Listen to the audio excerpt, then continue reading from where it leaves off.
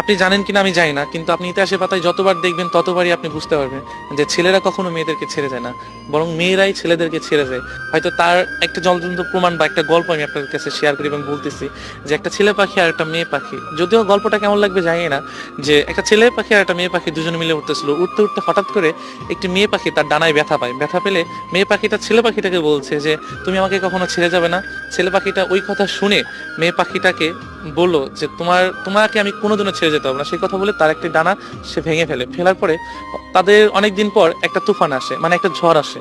হ্যাঁ, ঝড় আসার পরে তখন অনেক ঝড় আসতেছে, যে এমন ঝড় তাদের বাসা আর থাকবে না। যদিও দুজন দুজনকে খুবই ভালোবাসতো, এতটাই ভালোবাসতো যে প্রকাশ করার মতো না, যদিও গল্প যেটা।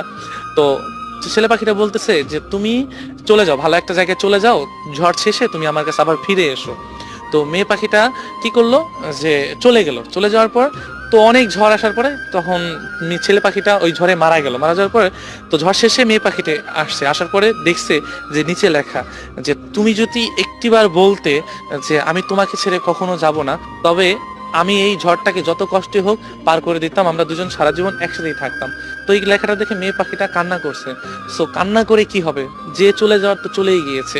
তো আমরা না ভালোবাসা মানুষগুলাকে না চলে যাওয়ার পর বুঝে, আগে না। তো ইতিহাসের পাতা আপনি যতই দেখবেন ততই আপনারা বুঝতে পারবেন যে